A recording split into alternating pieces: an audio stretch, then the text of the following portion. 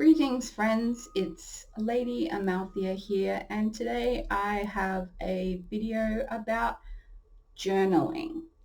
Now, I would just like to quickly show you this book. The sticker on the front says, "Be a mermaid and make waves," and I love it. And then on the back I have this beautiful unicorn fabric. This is a Leuchtturm 1917, and it's the one with the dots. This was my first ever bullet journal. I started it October 2017, I believe. Yes, I did. And I haven't worked out how to do the overview thing, which is what I wanted to do for this video, but I haven't made it work right. So, you know, I started out with the habit trackers and the gratitude and the lunar calendar and the Sabbaths, the wheel of the year, and then the habit tracker kind of went bananas and became too much.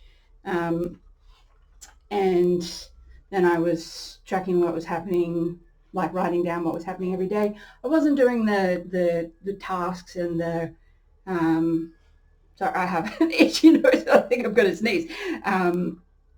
I didn't do the dot points and the moving tasks things. Like I wasn't very organized with getting everything going, but my psychiatrist very much appreciated my mood keepings, and then I tabbed all the things that were important to me.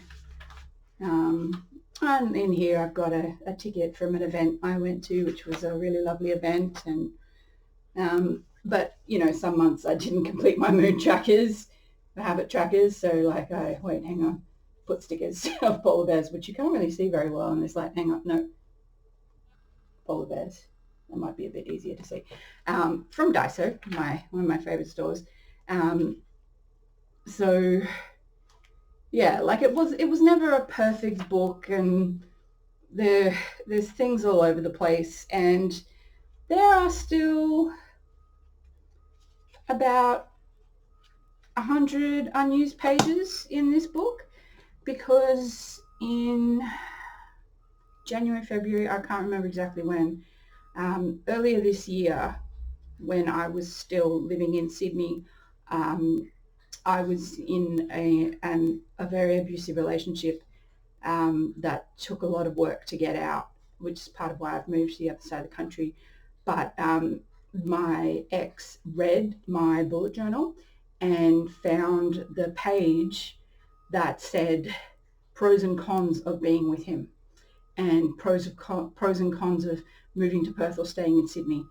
And let's just say that didn't go well, and he broke the magic of my book. Now, an invasion of privacy, oh, here comes my dog. An invasion of privacy is pretty harsh for someone like me, who I'm a very open person, so the things I keep to myself are the things I keep to myself. So yeah, it was devastating, and I can't use this book anymore. It's tainted. Its magic is gone, and there's so much good stuff in this book. It's just very upsetting. Like, yeah, like I've written so much in here, and I have even this amazing page of washi tape samples. Like, look how good that is. I love my washi tape. Mind you, I have even more now, so I do need to do a new page. Probably take me 3 pages to do. But yeah, so I'm denied, and I tried to get back into it, and of course I wasn't in a safe space at the time of living with him. But I'm free and gone, and like we've severed all contact, and hopefully I'll never see him again. So not long after I moved to Perth, I bought myself a new Leuchtturm. There's a unicorn, the triple goddess symbol, and a sleepy fox. and this color was called, I think, Pacific Green, which is the name of a company my father used to work for, which just blew me away. Plus, it's like one of my favorite colors. My hair is kind of this color. It doesn't show up as beautiful as it actually is, but it's more green than blue. My car is this color, so like I was drawn to this color. I want to be this color. Oh my God. But yeah, anyway, so I started a new one, but I still haven't quite gotten into the swing of it. Like I bought this one in, when did I start this one? April. April was when I first started using it, and I was pretty consistent with my tracker for that month.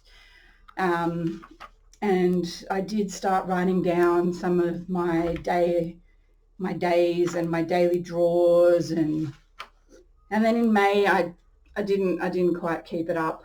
I don't know how well you can see this, because yeah, so my moods and my activities, and I kind of lost momentum again, and I didn't use it for all of June, didn't use it for most of July, most of May, and I didn't use it for all of June, and then I only started partway through July. July was when I went back to Sydney for some medical things and to see my family, and I didn't do any tracking while I was in Sydney, but I started a new tracker once I got back. And as you can see, it's this vertical instead of horizontal. Oh God. Those kinds of spatial words, they don't do well in my brain. But I managed to do this almost every day from the 10th to the 31st of July. So I managed to get back on top of it. And then in August, which is the most recent month, which we're currently in because it's the 30th of August today, I set it all up, I got it all ready, and then I got sick. And I mean really sick. I was on 2 courses of antibiotics. I did mention this in another video, but I was very, very unwell. And I kind of didn't do much. And I haven't, I now blank pages. So I also haven't been very consistent with my tarot daily draws. So I did, I saw this, I think it was Jessica Starr, the Story Witch, did a beautiful tracker. And so I've done something similar for the whole year, well, more than a year, from December last year to December this year. So December 2018 to December 2019. And I haven't been super dedicated to filling it in. And it looks like I managed to do it most of April and May, but I've certainly had breaks. And I use symbols that I found on Pinterest. Wait, hang on.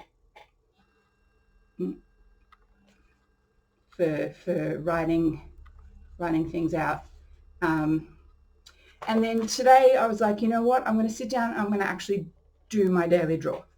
And I did, and I got the 7 of Cups. Now I'm using the Lumina Tarot. I was using the Moonchild for quite a while, but I just felt called back to the Lumina Tarot from Inner Hue by Lauren Aletta, who's an Australian, I believe in Queensland, I think, who just comes up with some beautiful writings. And I'm going to read you the entry for 7 of Cups rather than me trying to remember. Where is it? Wands, Cups. So yeah, my tea-stained book. So 7 of Cups, from daydreams to living the dream. The beautiful visions and daydreams that are soul inspired and live only in your head and heart are ready and calling for you to take action and bring them into life. And careful, creative, do not allow yourself to be consumed by fear, blah, blah, blah. I'm sure if you're familiar with tarot, you probably know the meaning of this card. I do not entirely. I haven't memorized. I'm not good at memorizing. Um, no, I shouldn't say that. I haven't found a way to make tarot meaning stick in my head is a better way of putting that. Um, Trying to put myself down less. So I just felt this was a very potent card for today because I've been watching like so many YouTube videos over the last few days, like hours and hours of YouTube videos while I've been sitting at my desk doing craft and knitting and all kinds of things.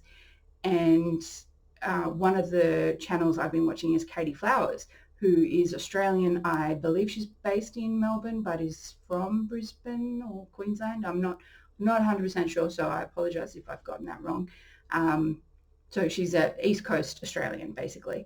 And she does bullet journaling and planning and is a journaler herself. And she also has bipolar and anxiety and has been to mental hospital and found hope in the cards and like I have. And so I really relate to her videos. I just love hearing Aussie accents. It's just, yeah, it's a good feeling. And I was watching some of her videos. Some of them are for a few years old, and she does different things now compared to what some of the methods she was talking about. But I just went, oh, I miss bullet journaling. Like I really miss it. And I need to be more intentional with it. And I feel like this Seven of Cups card today was saying, you know what, be intentional and just effing do it. I dedicated the first 20 odd pages of my bullet journal to lunar calendar, birthdays, astrological symbols, but I haven't filled it all in yet. And I think one of the things that I need to do is to take the time and to start filling those pages in instead of just leaving them blank, which is what I've been doing. And I need to be intentional with this book. I bought this book, like I assume the end of March, if I started using it in April. It came pretty quickly. I've bought this one and my original one from a Australian retailer called LarryPOST, and they have such quick delivery times and they have so many different things. Oh my gosh, I would buy so much from them if I had the money. So yeah, I really need to be more intentional with my journal. And I think part of that is to get back into the habit of taking it everywhere I go, because I think that's a good way of infusing something with your personal power is to carry it on your person on a regular basis. And like, you know, my phone should have so much of my personal power in it because it goes everywhere. So, and then so I just really want to thank everyone who takes the time to make videos about bullet journaling and all the different methods, whether you're Midori or Hobonichi or whatever, like term, Moleskine, you know, we're all one big community. Particularly thankful to all the witches out there witches, pagans, whatever you want to call yourselves, who make videos like Jessica Starr, the Story Witch. Oh my gosh, I love her videos. In fact, after I finish this and upload this, I'm going to go looking see if she's uploaded her September plan with me video and maybe get some ideas. September is coming into spring here in Australia, and this will be my first spring in Perth. So it'll be interesting to see how different it is to Sydney, which is where I've spent most of my springs. Not all of them, but most of them. And like the last few days have been such bizarre weather. Like on Wednesday, it was over 30 degrees and so hot. And then yesterday, torrential downpours. Like the rain was going sideways. And now it's bright and sunny. There are clouds because it was raining earlier, and now it's not meant to be more than 18, 19 degrees today. I only know Celsius. I cannot convert to Fahrenheit. I am sorry for any American viewers, aka Katie. So I don't know Fahrenheit. We don't use it. So yeah, like it'd be very interesting to see what spring looks like in Perth, particularly in a climate crisis.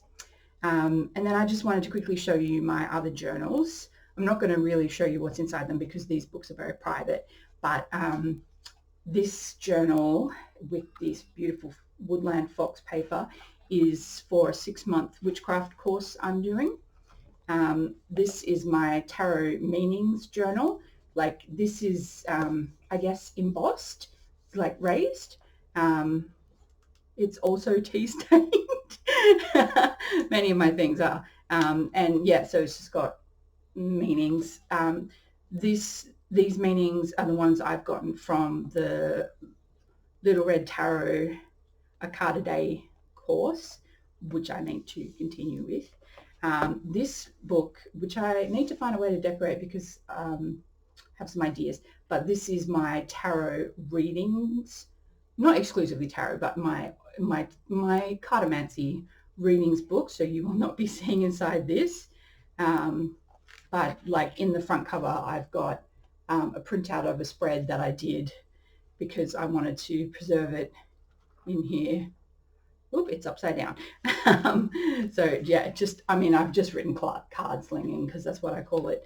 Haven't done a reading in here for a while actually.